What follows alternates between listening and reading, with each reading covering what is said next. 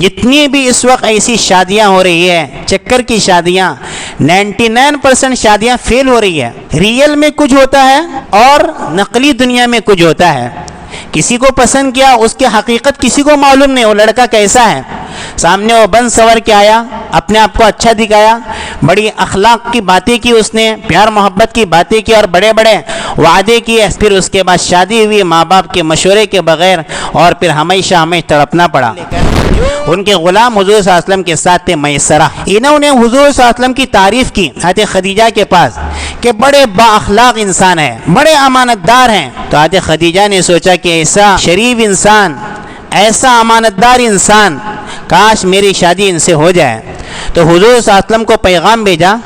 حضور صلی اللہ علیہ وسلم نے اپنی طرف سے پیغام قبول نہیں کیا، خاندان کے جو ذمہ دار تھے اس وقت حضور صلی اللہ علیہ وسلم کے چچا، یہ پیغام اپنے چچاؤں کی خدمت میں پیش کیا۔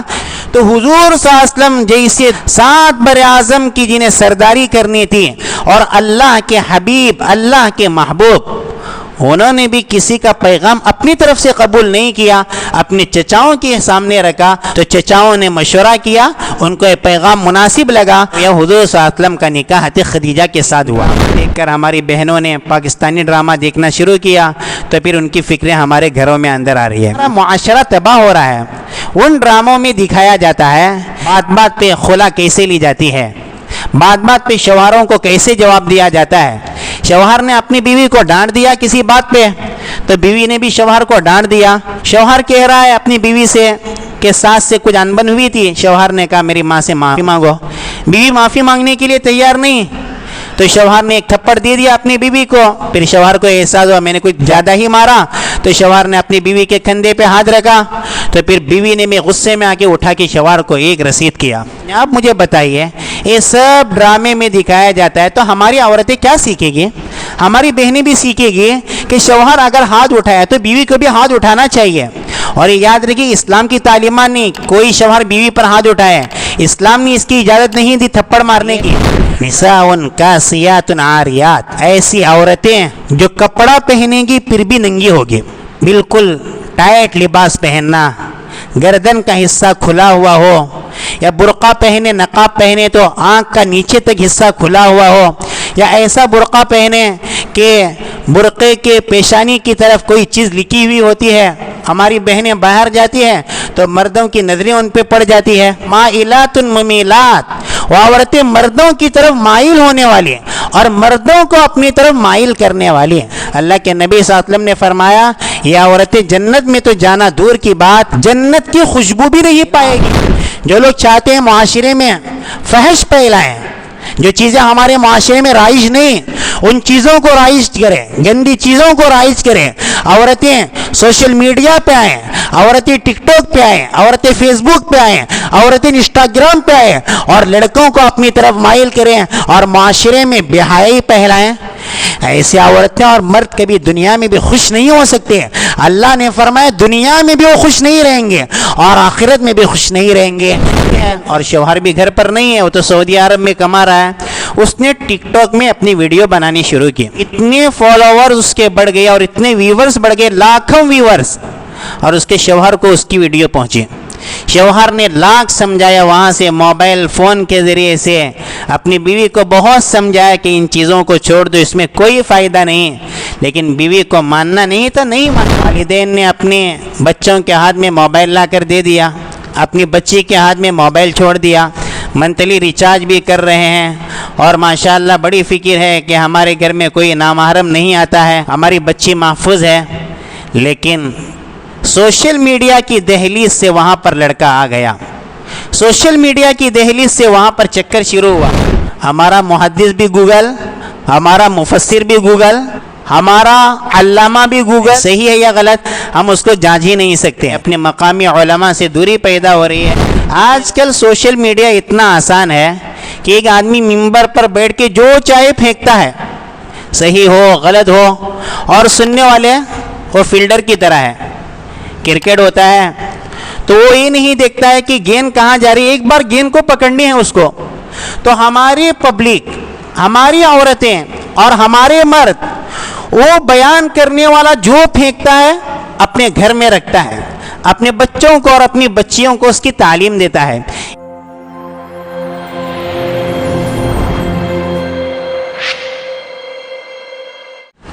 بسم اللہ الرحمن الرحیم، الحمد للہ رب العالمین، والصلاة والسلام علی سید المرسلین خاتم النبیین محمد وآلہ وصحبہ اجمعین ومن تبعهم بإحسان ودعا بدعوتهم واستنى بسنتهم إلى يوم الدين، أما بعد فأعوذ بالله من الشيطان الرجيم، بسم الله الرحمن الرحيم، قل للمؤمنين يغضوا من أبصارهم ويحفظوا فروجهم ذلك أزكى لهم إن الله خبير بما يصنعون، وقال النبي صلى الله عليه وسلم حفت الجنة بالمكاره وحفت النار بالشهوات أو كما قال عليه الصلاة والسلام۔ ماشاء اللہ، اس وقت بڑی خوشی کی بات ہے کہ آج شہر بیندور میں مستورات کے لیے جو سمر کیمپ رکھا گیا تھا، ہماری بہنوں نے اس سے بہت فائدہ اٹھایا، اپنی دین اور ایمان کی فکر کے لیے اپنی چھٹیوں کو صحیح گزارا اور دین حاصل کرنے کے لیے اور دینی علم حاصل کرنے کے لیے اس کلاس کو اٹینڈ کیا، اور آج اس کی انعامی تقریب کے موقع پر ہمیں مدعو کیا گیا ہے۔ بڑی خوشی ہو رہی ہے کہ ایسے کلاسز ترتیب دے کر ماشاءاللہ ہماری بہنوں میں کیسے دینی بیداری پیدا کی جائے اور تمام عالم تک دین کو پھیلانے کے لیے کیسی کوششیں کی جائے۔ ہمارے ذمہ داران اس کے لیے فکر مند ہے۔ اللہ سے دعا کرتا ہوں کہ جنہوں نے اس کے لیے محنت کی ہے اور ہماری جن بہنوں نے اپنا وقت نکالا ہے، اللہ تعالیٰ اس کو قبول فرمائے، اور آئندہ اسے جتنے بھی کلاسز رکھے جائیں دینی مقاصد کے لیے، ہماری بہنیں خود بھی شریک ہو جائیں اور ایک بڑی تعداد میں اپنی بہنوں کو شریک کرنے کی کوشش کریں۔ میری دینی اور ایمانی بہنیں، اس وقت جس دور میں ہم نے اور آپ نے آنکھیں کھولی ہے، وہ دور ایسا دور ہے جس دور کو ہمارے داداؤں اور پرداداؤں نے نہیں دیکھا تھا۔ ہم نے جس دور میں آنکھیں کھولی ہے وہ سوشل میڈیا کا دور ہے۔ اس کے فائدے ایک طرف اور اس کے نقصانات دوسری طرف۔ اس کے فائدے بھی ہیں، لیکن جو نقصانات اس سے پیدا ہو رہے ہیں ہم تمام لوگ اس سے واقف ہیں، اور مجھ سے زیادہ میری بہنیں جانتی ہیں کہ سوشل میڈیا نے کیسے ہمارے نوجوان مردوں اور نوجوان عورتوں کو دین کے راستے سے ہٹا کر دنیا کے راستے پر لا کھڑا کیا ہے۔ ماشاءاللہ اس سے فائدہ اٹھانے والے بھی ایک بڑی تعداد میں ہیں۔ اس کے فائدے کیا ہیں؟ ہم اس وقت اپنے علاقے میں بیٹھے بیٹھے، ہمارا اگر کوئی بیٹا امریکہ میں کام کر رہا ہے یا سعودی عرب میں کام کر رہا ہے یا دور دراز کے ممالک میں کام کر رہا ہے، تو روزانہ ہماری ان سے ملاقاتیں ہو سکتی ہے، فون پہ بات ہوتی ہے، ویڈیو کال کے ذریعے بات ہوتی ہے۔ تو ماں اپنے بیٹے کی خیر خیریت پوچھتی ہے، والد صاحب اپنے بیٹے سے ملاقات کرتے ہیں، بھائی بھائیوں کی ملاقات ہوتی ہے، بہنوں بہنوں کی ملاقاتیں ہوتی ہے۔ یہ بڑی اچھی بات ہے، ورنہ پہلے زمانے میں کیا ہوتا تھا کہ آدمی دور دراز علاقے میں کام کے لیے جاتا تھا یا تعلیم کے لیے جاتا تھا یا جاب کرنے کے لیے جاتا تھا، تو کسی رشتہ دار کے انتقال کی خبر اس کو تدفین کے بعد ملتی تھی، نہ اس کو جنازہ دیکھنا نصیب ہوتا تھا، نہ اگر وہ آنا چاہے تو اپنے علاقے میں آنے کا موقع ملتا تھا۔ تو ایک فائدہ، اور ایک فائدہ اگر لوگ چاہیں کہ دور دراز کوئی اچھا عالم ہے، صحیح عالم ہے، صحیح مفسر قرآن ہے، صحیح محدث ہے، صحیح کوئی فقیہ ہے، تو ہم اپنی علاقے میں بیٹھے بیٹھے ان کے دروس سے فائدہ اٹھا سکتے ہیں۔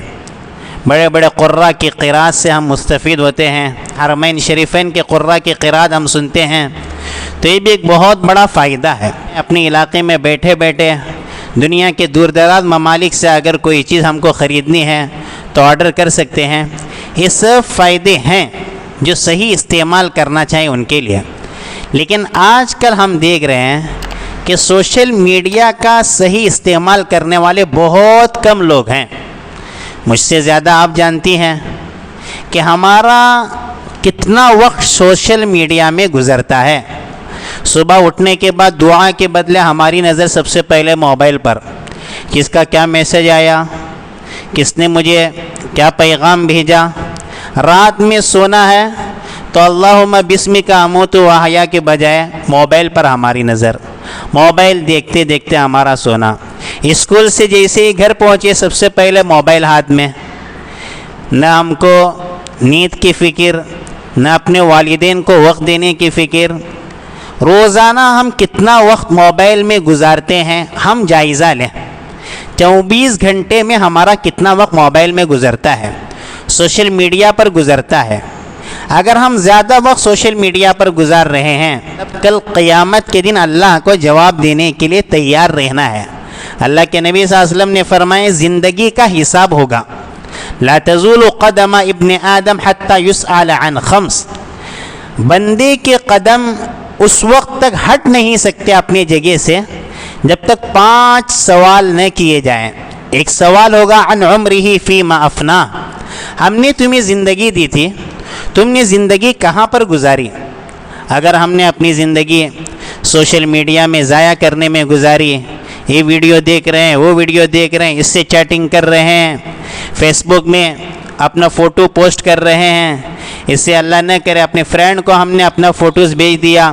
ہمارے فرینڈ کے گھر میں وہاں بھی عورتیں ہوتی ہیں، اگر عورت ہے فرینڈ کے گھر میں ان کے بھائی ہوتے ہیں، ان کے رشتہ دار ہوتے ہیں، وہاں ان کے بھی کزن ہوتے ہیں. موبائل پر ان کی نظر پڑی تو پھر فتنے کا خطرہ ہے. نے میک اپ کیا اور اپنا فوٹو پوسٹ کیا فیس بک میں اور دیکھ رہے ہیں کتنے ہمارے ویورز بڑھ رہے ہیں، کتنے لائک کرنے والے بڑھ رہے ہیں. تو نتیجہ یہ ہوگا کہ یہیں سے فتنے شروع ہو جائیں گے. بسا اوقات موبائل میں ہے، رات میں 2 گھنٹے 3 گھنٹے تک موبائل میں ہے، آنکھیں خراب ہو رہی ہیں، بینائی خراب ہو رہی ہے، آدمی ڈپریشن کا شکار ہو رہا ہے. ہیڈ اٹیک کے مریض بہت سارے سامنے آ رہے ہیں کہ فلاں کو اٹیک ہوا. ایک بڑی وجہ ڈپریشن اور اٹیک کی ہے کہ آج کل موبائلوں کا استعمال کوئی وقت متعین نہیں. رات میں سونے کے لیے جا رہے ہیں، چادر اوپر ڈال دیا اور موبائل ہاتھ میں، ہیڈ فون کان میں، اور پوری راتیں موبائل پہ.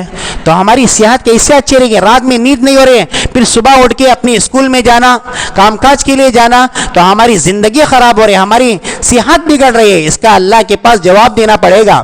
اللہ کے نبی صلی اللہ علیہ وسلم نے فرمایا نعمتان مغبون فیہما کثیر من الناس. 2 نعمتیں ایسی ہیں بہت سارے لوگ دھوکے میں پڑے ہوئے ہیں، ایک صحت اور ایک فراغت. اس وقت اللہ نے ہمیں صحت دی ہے، ہم نے اپنی صحت کا کیسے استعمال کیا؟ ہم روزانہ کتنا قرآن پڑھتے ہیں، ہم دین کے مسائل سیکھنے کے لیے کتنی کوششیں کر رہے ہیں، اپنی بچوں کی صحیح تربیت کے لیے کتنی کوششیں کر رہے ہیں. اس وقت صحت ہے، اللہ نہ کرے بڑھاپا آنے کے بعد یا بسا اوقات بڑھاپے سے پہلے ہماری صحت بگڑ گئی تو ہم کوئی نیک کام کرنے کا ہم کو زیادہ موقع اس وقت نہیں ملے گا. تو یہ ایک صحت اور ایک فراغت. ابھی ہم فارغ ہیں، اسکول سے گھر جا کر، اپنی کالج سے گھر جا کر ہم دین کے کام کے لیے اپنا وقت استعمال کر سکتے ہیں. لیکن جب یہ وقت چلا جائے گا تو پھر افسوس کرنے کے سوا کوئی فائدہ نہیں. تو ایک تو ہمیں سوشل میڈیا کا استعمال کرنا ہے، اس کے لیے وقت طے کرنا ہے. کون سے وقت ہم موبائل لیں گے اس میں دین کا کام کریں گے. اور دوسری بہت بڑی آفت اس وقت سوشل میڈیا پر سینکڑوں ویب سائٹ چل رہے ہیں مختلف مسالک کے. عیسائی لوگ اپنے بہت سارے ویب سائٹ کھولے ہوئے ہیں، قادیانی لوگ بہت سارے ویب سائٹ کھولے ہوئے ہیں، مستشرقین ان کے بہت سارے ویب سائٹ ہیں. اس کے علاوہ یہودیوں کے بہت سارے ویب سائٹ ہیں. حدیث کے منکر، قرآن کے منکر، ان کے بہت سارے ویب سائٹ ہیں. اب ہمیں پتہ نہیں کہ کون کس فکر کا ہے. ہم نے موبائل میں کوئی ٹاپک مار دیے، ہم کو سرچ کرنی ہے تو کسی مولانا کی تصویر ہمارے سامنے آئی, ہم کو پتہ نہیں ہے کون سے مولانا ہے, کس مکتب فکر سے تعلق رکھتے ہیں, اور مسلمان ہے یا نہیں, ان کی فکریں ہمارے گھر کے اندر آ گئی ہیں. آج کل سوشل میڈیا اتنا آسان ہے کہ ایک آدمی ممبر پر بیٹھ کے جو چاہے پھینکتا ہے, صحیح ہو غلط ہو, اور سننے والے وہ فیلڈر کی طرح ہے. کرکٹ ہوتا ہے تو وہ یہ نہیں دیکھتا ہے کہ گیند کہاں جا رہی ہے, ایک بار گیند کو پکڑنی ہے اس کو. تو ہماری پبلک, ہماری عورتیں اور ہمارے مرد, وہ بیان کرنے والا جو پھینکتا ہے اپنے گھر میں رکھتا ہے, اپنے بچوں کو اور اپنی بچیوں کو اس کی تعلیم دیتا ہے. یہ معلوم نہیں اس نے کیا کہا, اس کی باتیں کیسی ہے, اس کی باتیں قرآن کے مطابق ہے یا قرآن کے خلاف ہے, حدیث کے مطابق ہے یا حدیث کے خلاف ہے, ہمارے مفتیان کرام نے اس کو صحیح کہا یا غلط کہا ہے. ایک بار ان کی باتیں ہمارے گھر میں آتی ہے اور ہمارے بچوں کے عقائد خراب ہو رہے ہیں, اسلام سے ہاتھ دھو بیٹھ رہے ہیں. اللہ کے نبی صلی اللہ علیہ وسلم نے فرمایا تھا, ایک زمانہ ایسا آئے گا یصبح الرجل مؤمنا ویمسی کافرا ویمسی مؤمنا ویصبح کافرا. ایسے حالات آنے والے ہیں, صبح کے وقت آدمی مسلمان ہوگا تو شام ہوتے ہوتے کافر بنے گا, شام کے وقت آدمی مسلمان ہے لیکن صبح ہوتے ہوتے کافر. کیسے اس کا ایمان چلا جائے گا اس کو پتہ بھی نہیں. تو آج پتہ نہیں ہم میں سے کتنے صحیح مسلمان ہیں, ان کی فکریں ہمارے اندر پیدا ہو رہی ہے. تو سوشل میڈیا کا استعمال کرنا ہے تو اپنے علماء سے پوچھنا ہے کہ کس عالم دین کا ہم بیان سن سکتے ہیں, کس مفسر کی ہم تفسیر سن سکتے ہیں, کس محدث سے ہم حدیثیں سن سکتے ہیں, کن کے بیانات سے ہم فائدہ اٹھا سکتے ہیں. آج کل کیا ہوتا ہے, ہمارا محدث بھی گوگل, ہمارا مفسر بھی گوگل, ہمارا علامہ بھی گوگل. اپنے علماء سے دوری پیدا ہو رہی ہے. یہ ہم کو پتہ نہیں گوگل ہم کو کیا کیا بتا رہے ہیں, صحیح ہے یا غلط, ہم اس کو جانچ ہی نہیں سکتے. اپنے مقامی علماء سے دوری پیدا ہو رہی ہے. کتنے لوگ ایسے تھے ماشاءاللہ پہلے بیانات میں شریک ہوتے تھے, کتنے ہماری بہنیں تھیں دروس میں شریک ہوتی تھیں, لیکن جب سے سوشل میڈیا پہ ان کے وقت کا استعمال ہو رہا ہے تو سب کچھ سمجھ لیا کہ سوشل میڈیا کو ہمیں گھر میں بیٹھے بیٹھے چیزیں مل رہی ہے, ہمیں عالمات سے استفادہ کرنے کی کیا ضرورت, ہمیں درس قرآن میں شریک ہونے کی کیا ضرورت, حدیث کا درس سننے کی ہمیں کیا ضرورت, کیونکہ گھر بیٹھے بیٹھے ہم جیسی چاہے چیزیں حاصل کر رہے ہیں. تو میری بہنیں اپنے عالمات سے فائدہ اٹھائیے, جو صحیح عالمات ہیں, جو صحیح مفتیات ہیں, جو صحیح فقیہات ہیں, ان سے فائدہ اٹھائیے. یہ موبائل آپ کو علم نہیں دے سکتا, اس میں آپ اپنے علماء کے مشورے سے فائدہ اٹھا سکتے ہیں, وہ بھی علماء کے مشورے سے احتیاط کے ساتھ. سوشل میڈیا کا ایک بہت بڑا فتنہ اس وقت یہ ہے کہ والدین نے اپنے بچوں کے ہاتھ میں موبائل لا کر دے دیا, اپنی بچی کے ہاتھ میں موبائل چھوڑ دیا, منتھلی ریچارج بھی کر رہے ہیں, اور ماشاءاللہ بڑی فکر ہے کہ ہمارے گھر میں کوئی نامحرم نہیں آتا ہے, ہماری بچی محفوظ ہے. لیکن سوشل میڈیا کی دہلیز سے وہاں پر لڑکا آ گیا, سوشل میڈیا کی دہلیز سے وہاں پر چکر شروع ہوا. بچیاں موبائل میں تعلیم حاصل نہیں کر رہی, وہاں پر چیٹنگ شروع ہوئی. اچھے گھرانوں کی یہ حالت, اللہ حفاظت کریں. ابھی چند دن پہلے ہمارے کرناٹکا میں یہ واقعہ پیش آیا, پتہ نہیں روزانہ کتنے سینکڑوں واقعات ایسے پیش آتے ہیں, اللہ تعالیٰ حفاظت کریں. یہ ٹائمز آف انڈیا میں مضمون چھپا کہ ایک عورت وہ تو کرناٹکا میں اپنے سسرال کے گھر میں تھی, اس کے شوہر کو جاب مل گیا, سعودی عرب میں کمانے کے لیے چلا گیا.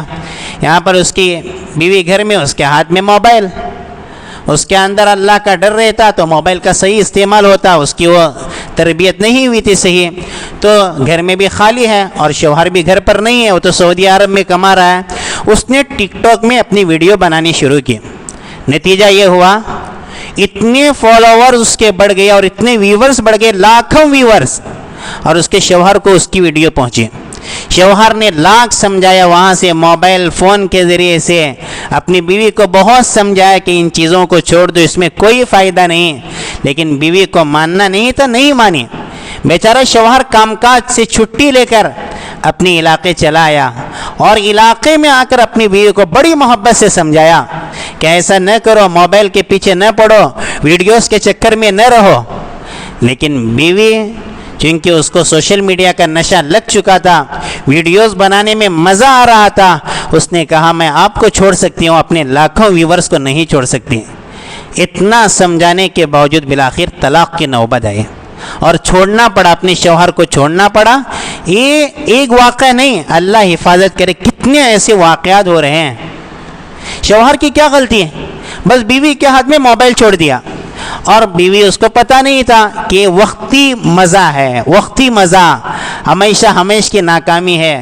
دنیا میں بھی ایسی عورتیں کبھی خوش نہیں رہ سکتی اور مرنے کے بعد بھی ناکامی ہے۔ آج کل ایک چیز یہ بھی دیکھی جا رہی ہے سوشل میڈیا پہ کہ کسی نے بزنس ڈالا تو اپنی بزنس کی نشر و اشاعت کے لیے اور اپنی مارکیٹ کے فروغ کے لیے، اپنی تجارت کے فروغ کے لیے لڑکیاں سامنے آتی ہے، اور لڑکیاں انسٹاگرام میں ٹک ٹاک میں ویڈیو بناتی ہے اور کپڑوں کو دکھانے کے لیے اپنی چہرے لوگوں کو دکھاتے ہیں، میک اپ میں بن سنور کے آتی ہے۔ لڑکیاں کپڑوں کی بزنس نہیں کروا رہی ہیں، لڑکیوں کو دیکھ کے کئی لڑکے اس کے پیچھے پڑ رہے ہیں، لڑکے لڑ کے لڑکی کے پیچھے پڑتے ہیں۔ نوجوانی کا نشہ ہوتا ہے، ایک لڑکی کی تصویر دیکھ لی، وہ کپڑے نہیں دیکھ رہے ہیں دکان کے، وہ تو لڑکیوں کو دیکھ رہے ہیں اور لڑکیوں کے پیچھے پڑے ہوئے ہیں۔ نتیجہ یہ ہوتا ہے بعد میں والدین پریشان کہ ہم نے اپنے بزنس کو فروغ دینے کے لیے، اپنی تجارت کو فروغ دینے کے لیے جس چیز کو ہم نے استعمال کیا، آج وہ چیز ہمارے ہاتھ سے چلی گئی۔ جو معاشرے میں فحش پھیلانا چاہے، اللہ نے قرآن میں فرمایا ان الذین یحبون ان تشیع الفاحشہ فی الذین آمنوا لہم عذاب علیم الی آخر۔ جو لوگ چاہتے ہیں معاشرے میں فحش پھیلائیں، جو چیزیں ہمارے معاشرے میں رائج نہیں ان چیزوں کو رائج کریں، گندی چیزوں کو رائج کریں، عورتیں سوشل میڈیا پہ آئیں، عورتیں ٹک ٹاک پہ آئیں، عورتیں فیس بک پہ آئیں، عورتیں انسٹاگرام پہ آئیں اور لڑکوں کو اپنی طرف مائل کریں اور معاشرے میں بے حیائی پھیلائیں، ایسی عورتیں اور مرد کبھی دنیا میں بھی خوش نہیں ہو سکتے۔ اللہ نے فرمایا دنیا میں بھی وہ خوش نہیں رہیں گے اور آخرت میں بھی خوش نہیں رہیں گے۔ ایسے کتنے واقعات ہو رہے ہیں، کتنی ہماری بہنیں گھر میں بیٹھی ہوئی ہے، موبائل میں پتہ نہیں اپنا فوٹو شیئر کیا، فیس بک میں فوٹو پوسٹ کیا، انسٹاگرام میں فوٹو شیئر کیا، اس کو کسی نے لائک کیا، پھر اس کے بعد ہائے وائے، اور نتیجہ یہ ہوا کہ ہماری بہنیں اپنے گھر والوں کے ہاتھ سے نکل گئی اور الٹی سیدھے چکر میں 2-3 دن کا مزہ لینے کے لیے ہمیشہ دنیا میں پریشان۔ جتنی بھی اس وقت ایسی شادیاں ہو رہی ہے، چکر کی شادیاں، 99% شادیاں فیل ہو رہی ہے۔ وجہ کیا ہے؟ ریئل میں کچھ ہوتا ہے اور نقلی دنیا میں کچھ ہوتا ہے۔ کسی کو پسند کیا، اس کی حقیقت کسی کو معلوم نہیں، وہ لڑکا کیسا ہے، سامنے وہ بن سور کے آیا، اپنے آپ کو اچھا دکھایا، بڑی اخلاق کی باتیں کی، اس نے پیار محبت کی باتیں کی اور بڑے بڑے وعدے کیے، سبز باغ دکھائے، میں ایسا رہوں گا، اور ہماری بہن دھوکے میں آ گئی، اللہ حفاظت کرے۔ پھر اس کے بعد شادی ہوئی ماں باپ کے مشورے کے بغیر، اور پھر ہمیشہ تڑپنا پڑا۔ جو لڑکی اپنے ماں باپ کو دھوکہ دے کر دنیا کے پیچھے بھاگ سکتی ہے، اللہ تعالیٰ ایسوں کو کبھی خوش نہیں رکھتا۔ اللہ کے نبی صلی اللہ علیہ وسلم کا واقعہ یاد رکھیے، حضور صلی اللہ علیہ وسلم جب 25 سال کے تھے، عین جوانی اور دنیا کے خوبصورت ترین انسان، اللہ کے نبی صلی اللہ علیہ وسلم کے بارے میں حضرت خدیجہ رضی اللہ عنہ کو پتہ چلا، بڑی تاجر عورت تھی اور بڑی خاندانی عورت تھی، بڑی شریف عورت تھی، 40 سال کی عورت۔ ان کو پتہ چلا اس سفر میں، نبی صلی اللہ علیہ وسلم جس سفر میں چلے گئے ان کا مال لے کر، ان کے غلام حضور صلی اللہ علیہ وسلم کے ساتھ تھے میسرہ۔ انہوں نے حضور صلی اللہ علیہ وسلم کی تعریف کی حضرت خدیجہ کے پاس کہ بڑے با اخلاق انسان ہیں، بڑے امانت دار ہیں، 1 روپے یہاں سے وہاں نہیں کرتے ہیں، بڑے شریف مزاج کے ہیں۔ تو حضرت خدیجہ نے سوچا کہ ایسا شریف انسان، ایسا امانت دار انسان، کاش میری شادی ان سے ہو جائے۔ تو حضور صلی اللہ علیہ وسلم کو پیغام بھیجا۔ حضور صلی اللہ علیہ وسلم نے اپنی طرف سے پیغام قبول نہیں کیا۔ حضور صلی اللہ علیہ وسلم نے، چونکہ حضور صلی اللہ علیہ وسلم کے ماں باپ اس وقت موجود نہیں تھے، جب حضور صلی اللہ علیہ وسلم 6 سال کے تھے ماں کا انتقال ہو چکا تھا، اور حضور صلی اللہ علیہ وسلم جب ماں کے پیٹ میں تھے والد کا انتقال ہو چکا تھا، تو اپنے گھر کے جو ذمہ دار، اپنے خاندان کے جو ذمہ دار تھے اس وقت حضور صلی اللہ علیہ وسلم کے چچا، یہ پیغام اپنے چچاؤں کی خدمت میں پیش کیا کہ فلاں عورت کا مجھے پیغام آیا ہے، آپ کیا کرنا ہے اس سلسلے میں مشورہ کیجیے۔ تو حضور صلی اللہ علیہ وسلم جیسے دنیا کے سردار، 7 براعظم کی جنہیں سرداری کرنی تھی، اور اللہ کے حبیب، اللہ کے محبوب، انہوں نے بھی کسی کا پیغام اپنی طرف سے قبول نہیں کیا، اپنے چچاؤں کے سامنے رکھا اور کہا کہ اگر مناسب ہے تو اس پیغام کو قبول کیجیے۔ تو چچاؤں نے مشورہ کیا، ان کو یہ پیغام مناسب لگا، تو نتیجہ ہوا حضور صلی اللہ علیہ وسلم کا نکاح حضرت خدیجہ کے ساتھ ہوا۔ تو یہ طریقہ، کوئی پیغام اپنے بڑوں کے سامنے رکھنا، وہ زیادہ جانتے ہیں ہمارے لیے کون سے خاندان کی عورت مفید ہے، کس اخلاق کی عورت مناسب ہے، عورتیں ہیں تو کس اخلاق کا مرد ہمارے لیے مناسب ہے، کون سا خاندان ہمارے لیے مناسب ہے، ان کے خاندانی مزاج کیا ہے، یہ نبی صلی اللہ علیہ وسلم نے ہمیں تعلیم دی۔ سوشل میڈیا کا ایک بڑا فتنہ اس وقت یہ ہے کہ آدمی سامنے سے تو ماشاءاللہ نمازی ہے، عورت تہجد کی پابند ہے، فجر کی نماز کی بھی پابند ہے، ماشاءاللہ بڑی باحیا ہے، پردے کا بھی بڑا اہتمام ہے، لیکن شیطان نے اللہ سے وعدہ کیا تھا میں تیرے تمام بندوں اور بندیوں کو گمراہ کر کے رہوں گا، لیکن اللہ نے کہا تھا میرے اچھے بندے تیری گرفت میں نہیں آئیں گے۔ اچھے بندے جو اپنے آپ کی فکر کرتے ہیں، جن کے سامنے جنت رہتی ہے، جن کے سامنے اپنی آخرت رہتی ہے، یہ کبھی شیطان کی باتوں میں نہیں آتے، اللہ ان کی حفاظت کرتا ہے۔ لیکن شیطان حتی الامکان کوشش کرتا ہے۔ اللہ کے نبی صلی اللہ علیہ وسلم نے اس زمانے میں فرمایا تھا، جب یہ بات سمجھنی بڑی مشکل تھی، فرمایا حضرت ثوبان رضی اللہ عنہ سے، مجھے پتا ہے میری امت کے چند لوگ پیدا ہوں گے، اتنے بڑے عبادت گزار ہوں گے، امثال جبال تہامہ، اتنی عبادتیں لے کر آئیں گے جیسے تہامہ کے پہاڑ ہیں۔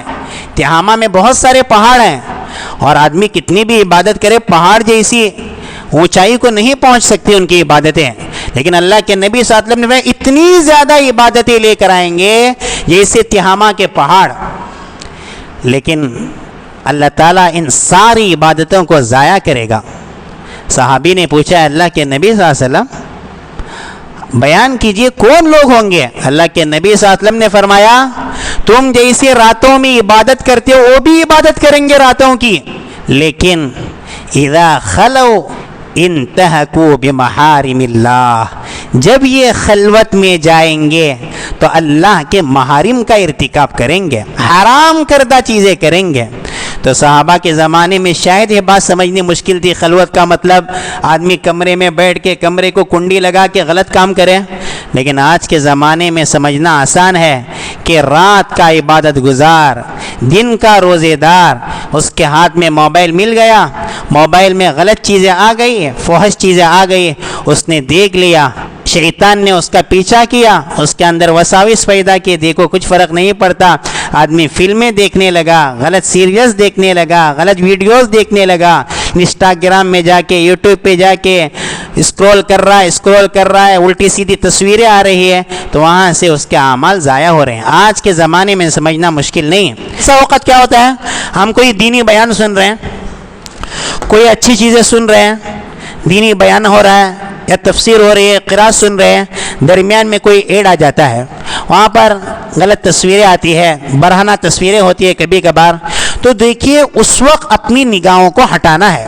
یہ نہیں کہ کوئی سامنے جا رہا ہے نامحرم آ گیا ہم نے نگاہیں جھکا دیا، ایسا ہی نہیں، یہ حکم تمام جگہوں پر چلے گا۔ قل للمؤمنین یغضوا من ابصارہم ویحفظوا فروجہم، مومنوں سے کہو کہ اپنی نگاہوں کو نیچے رکھیں، اور مومن عورتوں سے بھی کہو اپنی نگاہیں نیچے رکھیں، خاص کر کے عورتوں کو بھی حکم دیا گیا اپنی نگاہیں نیچے رکھیں۔ اگر نامحرم پر نظر پڑ رہی ہے اور ہم نے اپنی نگاہیں جھکائی، اللہ ایسی عبادت کا ہمیں موقع دے گا کہ اس عبادت میں مزہ آئے گا اور بہت بڑا ثواب ملے گا گناہوں سے بچنے کا۔ تو آج اگر کوئی غلط چیزوں سے بچتا ہے، سوشل میڈیا کی، موبائل کے اندر جو غلط فلمیں آ رہی ہے، غلط سیریل آ رہے ہیں، اس سے اگر بچتا ہے تو آج کا بڑا عبادت گزار۔ اس لیے اللہ کے نبی صلی اللہ علیہ وسلم نے یہ نہیں فرمایا کہ تہجد پڑھو تو بڑی عبادت گزار ہو، تم واقعی میں عبادت گزار ہیں، بہت بڑا ثواب، لیکن کیا فرمایا؟ اتق المحارم تکن اعبد الناس، حرام چیزوں سے بچو، بڑے عبادت گزار، سب سے بڑی عبادت گزار، حرام چیزوں سے بچو، تم سے بڑا عبادت گزار کوئی نہیں۔ ورنہ آج کل ہم دیکھ رہے ہیں ماشاءاللہ نماز میں بھی شریک رہتے ہیں، بیانات میں بھی شریک رہتے ہیں، لیکن کمرے میں موبائل کو اس نے آن کیا، غلط چیزیں آئی ہیں, آس پاس کوئی دیکھنے والا نہیں ہے, اس کے اندر مست ہو گیا. تو یہ اللہ کے نبی صلی اللہ علیہ وسلم نے فرمایا تھا. آج کل دیکھو موبائل میں پاکستانی ڈرامے کے نام سے ہماری عورتیں وہ چیزیں دیکھتی ہیں.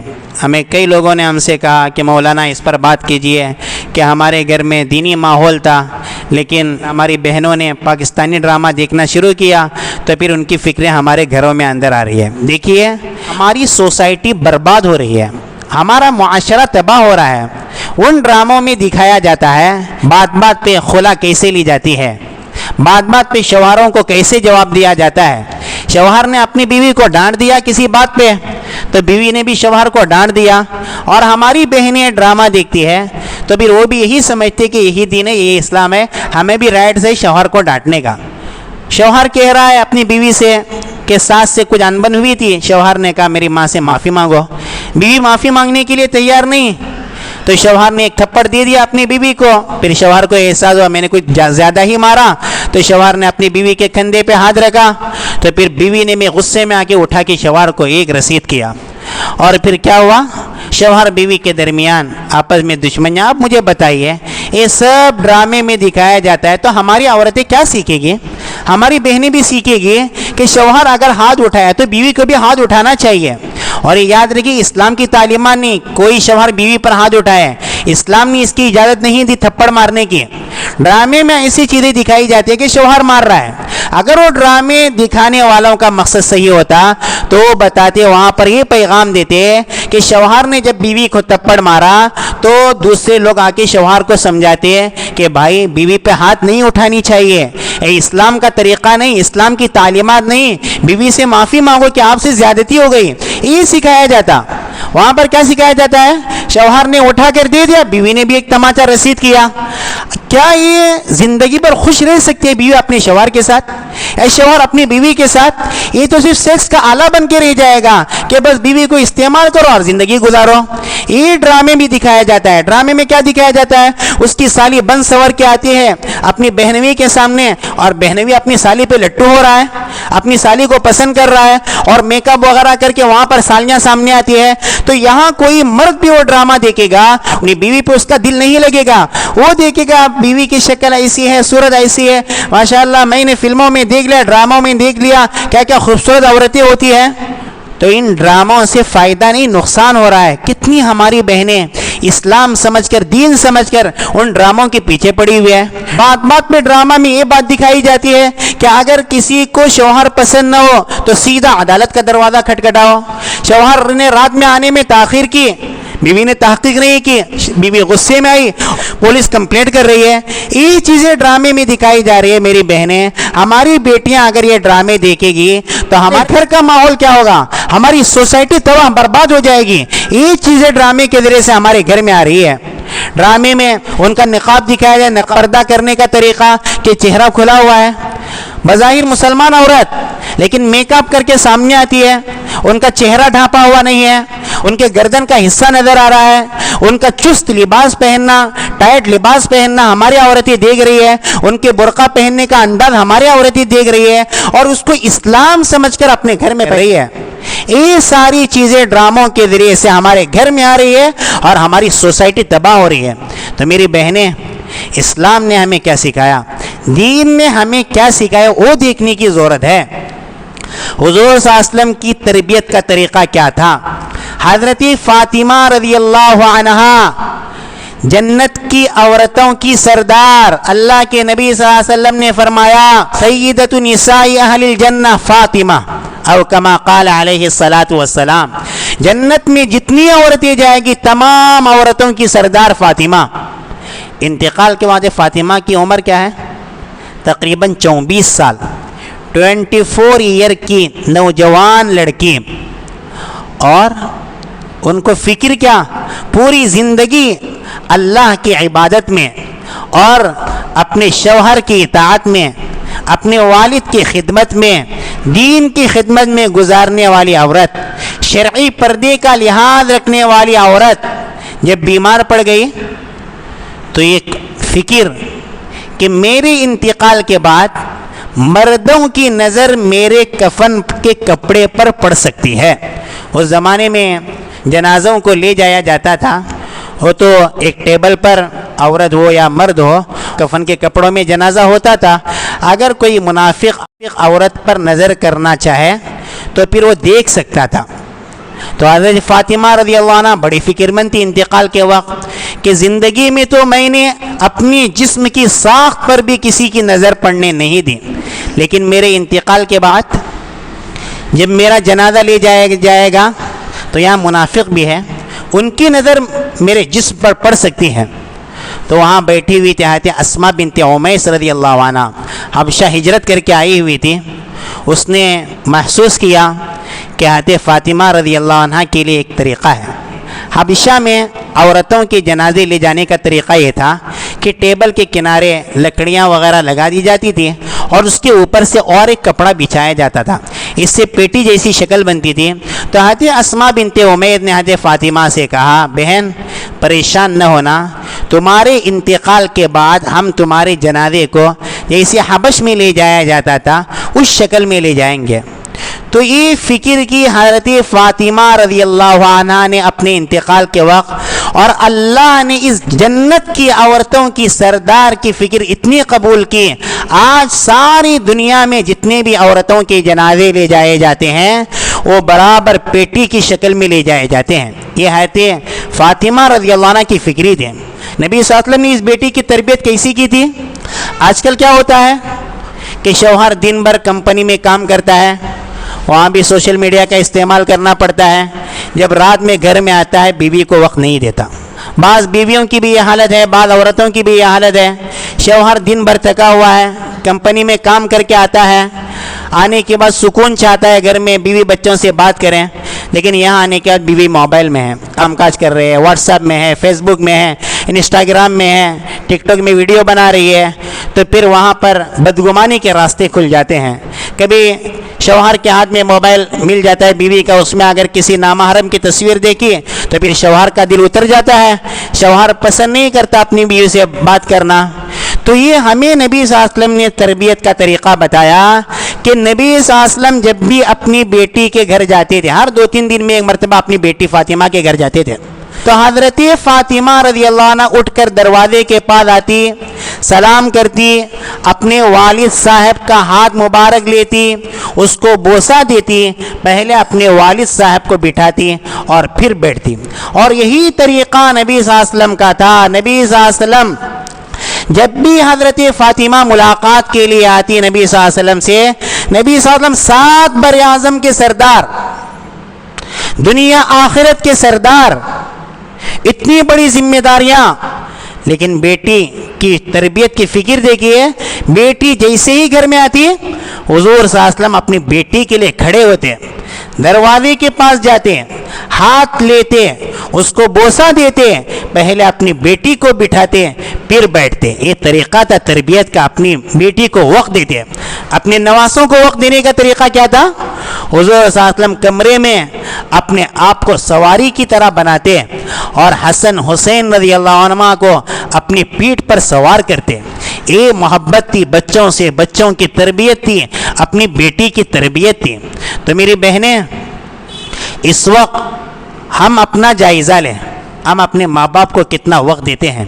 اگر آپ میں سے کوئی شادی شدہ ہے تو آپ اپنا جائزہ لیں، آپ اپنے شوہر کے ساتھ کتنا وقت گزارتے ہیں، اپنی بچوں کی دینی تربیت کے لیے کتنا ٹائم دے رہے ہیں، یا پھر ہم روزانہ سوشل میڈیا پر، بچہ اسکول سے آیا ہم اپنے موبائل میں، بچہ عصر بعد اپنی ماں سے کچھ بات کرنا چاہتا ہے، ماں سے کچھ پوچھ رہا ہے، ماں موبائل دیکھتے ہوئے بول رہے ہیں، ہاں بولو بولو کیا بول رہے ہیں بولو، پوری توجہ موبائل پر۔ ہماری نبی صلی اللہ علیہ وسلم کا طریقہ یہ تھا، کتابوں میں آتا ہے، صحیح کتابوں میں، مستند کتابوں میں آتا ہے، جب کوئی بات کراتا تو پوری طرح مڑ جاتے ہیں، صرف چہرہ نہیں موڑتے، پورا مڑ جاتے اس کی طرف، بائیں جانب کوئی ہوتا پوری طرح اس کی طرف متوجہ ہو جاتے۔ یہ ہمارے نبی صلی اللہ علیہ وسلم کے بات کرنے کا طریقہ تھا۔ یہ آپ کو اس لیے بتا رہا ہوں، ماشاءاللہ آپ دین سیکھنے والی عورتیں ہیں، آپ یہ فکری لے کر یہاں سے جائیں، ان بہنوں کو سمجھائیے محبت سے، جو رات دن موبائل میں رہتی ہے۔ ماشاءاللہ آپ تو اچھی عورتیں ہیں، دینی فکر کی حامل ہیں، یہاں سمر کلاس میں آنے کا مقصد آپ کے پاس بڑے عزائم ہیں، آپ کے پاس داعیانہ مزاج ہے، یہ دینی پیغام پہنچائے ان کے پاس کہ سوشل میڈیا کا کیا نقصان ہو رہا ہے۔ اللہ کے نبی صلی اللہ علیہ وسلم نے فرمایا دو قسم کے جہنمی لوگوں کو میں نے نہیں دیکھا. ایک ایسے ظالم حکمراں جن کے ہاتھ میں ہمیشہ ڈنڈے رہتے ہیں, لوگوں پر ظلم کرتے ہیں, جو لوگوں کو مارتے ہیں.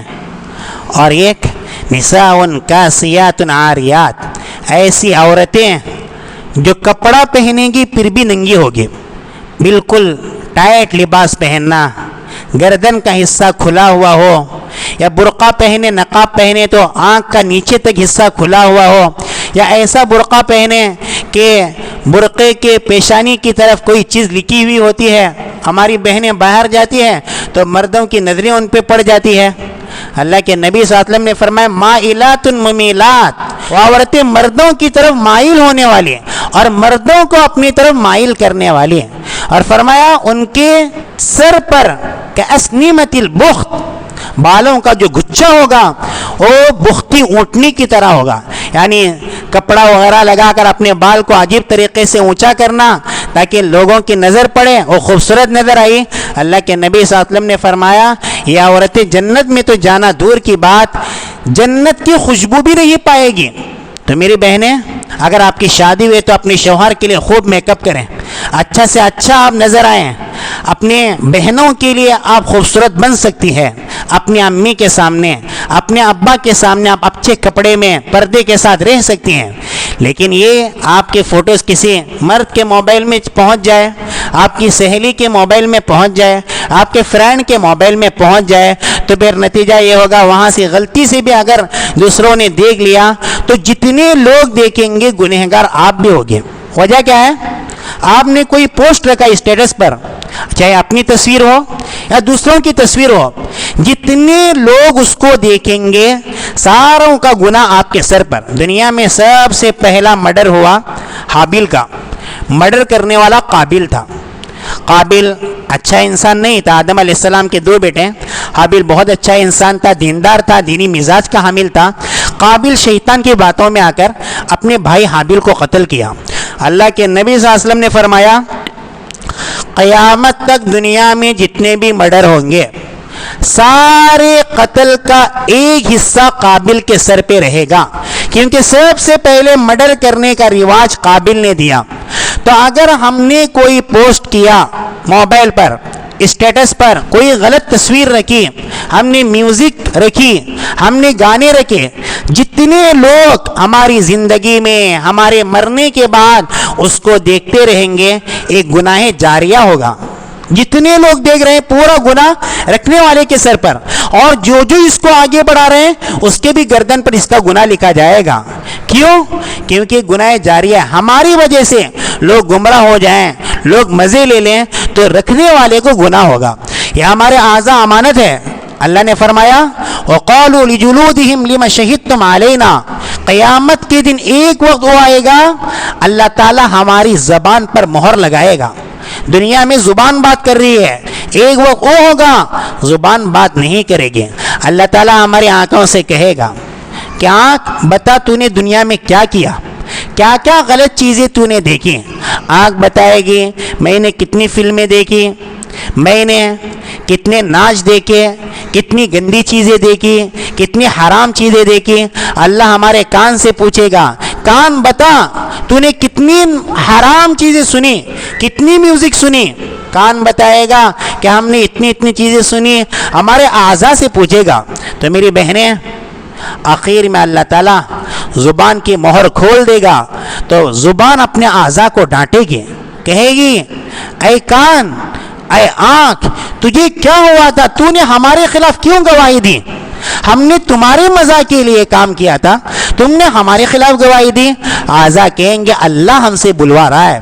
تو میری بہنیں اپنے اندر تقویٰ رکھیں, اللہ کا خوف رکھیں. آج ہمارے پاس زندگی ہے, آج صحت ہے, چند سال ہوں گے ہم بوڑھے ہو جائیں گے. دنیا میں ہم عائش کر رہے ہیں, مزے اڑا رہے ہیں, گانے میوزک کے پیچھے پڑے ہوئے ہیں.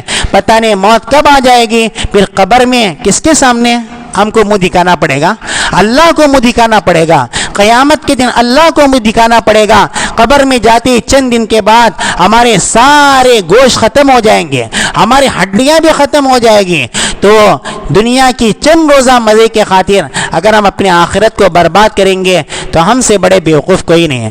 ایک چند پیغام تھے میرے بہنوں کے لیے، ہم آپ سے یہی امید رکھتے ہیں ماشاءاللہ آئندہ جب بھی یہاں پر سمر کلاسز ہو جائے تو اتنی تعداد نہیں بلکہ اس سے ڈبل ٹبل تعداد رہے گی ماشاءاللہ۔ بڑی خوشی ہوئی، ایک بڑی تعداد میں ماشاءاللہ ہمارے شہر بیندور میں کلاس کو اٹینڈ کیا۔ یہاں کے ذمہ دار ابھی بتا رہے تھے ماشاءاللہ آئندہ اور کوئی خصوصی کیمپ رکھنے کا ان کا ارادہ ہے، اور انہوں نے خاص کر کے درخواست کی کہ ہماری بہنوں سے درخواست کریں آئندہ جب بھی یہ تاریخ کا اعلان کیا جائے گا سمر کلاس رکھی جائیں گے یا کسی دوسرے کیمپ کے نام سے کلاس رکھی جائیں گے انشاءاللہ، میں سمجھتا ہوں ہماری بہنیں اپنی بہنوں کے پاس جا کر محنت کرے گی، بڑی تعداد میں ہماری بہنیں یہاں پر آئے گی ماشاءاللہ۔ یہاں شبینہ مکتب کا نظام چل رہا ہے، ہماری بہنوں کے لیے مسائی مکتب ہے، عصر کے بعد شروع ہوتا ہے۔ بڑی خوشی ہوئی سن کر، ایک بڑی تعداد عورتوں کی ماشاءاللہ نوجوان لڑکیوں کی یہاں پر قرآن سیکھنے کے لیے، دین سیکھنے کے لیے عصر بعد آتی ہے، لیکن مردوں کی تعداد میں کمی ہو رہی ہے۔ ہمارے نوجوان اور چھوٹے بچے یہاں پر مغرب بعد ان کے لیے جو نظام ہے وہاں پر بڑی کم تعداد میں، بہت کم تعداد میں شریک ہو رہے ہیں۔ ہم اپنی بہنوں سے یہی گزارش کرتے ہیں کہ آپ کے گھر میں جو چھوٹے بچے ہوں آپ اپنے بھائیوں پر محنت کریں، اپنے رشتہ داروں میں جا کر بتائیں کہ مغرب سے عشاء تک یہاں قرآن کی تعلیم ہوتی ہے، وہاں دین عقائد سکھائے جاتے ہیں، دین کی باتیں سکھائی جاتی ہے ماشاءاللہ۔ قرآن کی تعلیم دنیا میں سب سے بڑی تعلیم ہے۔ اللہ کے نبی صلی اللہ علیہ وسلم نے فرمایا خیرکم من تعلم القرآن وعلمہ، تم میں سب سے بہتر وہ ہے جو قرآن سیکھے اور دوسروں کو سکھائے۔ ہم یہی امید رکھتے ہیں انشاءاللہ آج سے ہماری بہنیں یہاں کے چھوٹے بچوں پر بھی محنت کرے گی، بڑی تعداد میں ہمارے بچے یہاں آ کر دین سیکھیں گے، قرآن سیکھیں گے، حدیث سیکھیں گے انشاءاللہ۔ اس سے ہماری قبر جنت بن جائے گی انشاءاللہ، ہماری آخرت بن جائے گی، ہمارا بیڑا پار ہو جائے گا۔ اللہ تعالیٰ دنیا میں ہم کو خوش رکھے، آخرت میں بھی خوش رکھے۔ اللہ تعالیٰ یہاں جتنے ذمہ داران نے سمر کلاس کے لیے کوشش کی، ہماری جتنے بہنوں نے اپنا وقت دیا کام کاج چھوڑ کر یہاں پر آئی، اور جتنوں کا بھی حصہ ہے یہاں پر فکروں میں حصہ ہے، اللہ تعالیٰ تمام کو اجر عظیم عطا فرمائے۔ اللہ تعالیٰ یہ ہمارا دین سیکھنا سکھانا تا دم حیات باقی رکھے۔ وآخر دعوانا الحمد للہ رب العالمین۔